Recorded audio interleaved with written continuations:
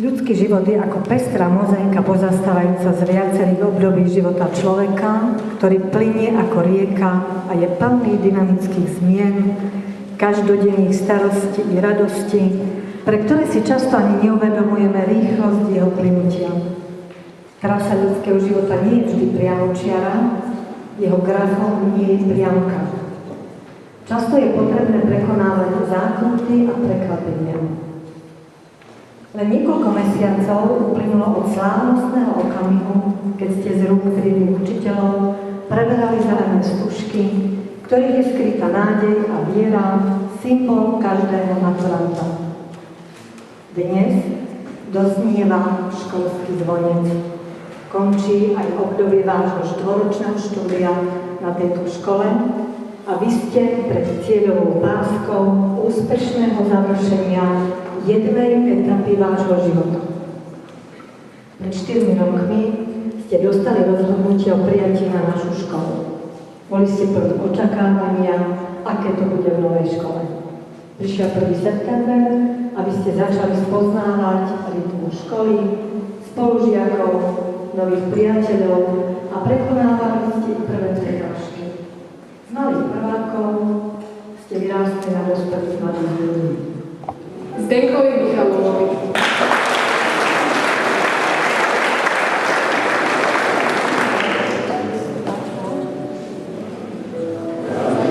Dávidovi Sretekovi.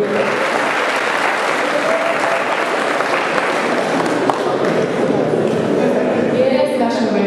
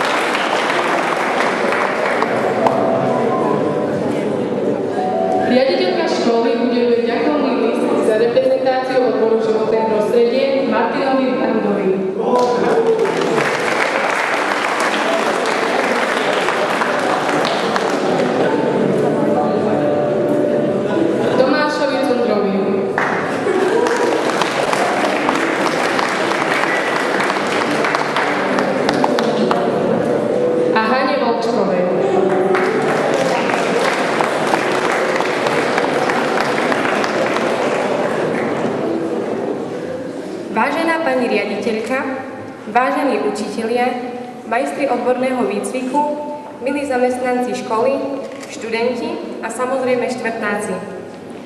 Práve teraz spolu s našimi učiteľmi máme ešte určite v pamäti chvíľu, keď sme ešte ako prváci stáli na tomto mieste a rozklapane sa pozerali z očí do očí a predstavovali si svoju budúcnosť, svoj ďalší život spolu na tejto škole.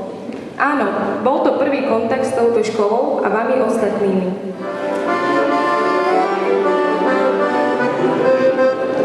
Dajże Boże dobry czas, jak u ludzi kým nás vyšťastný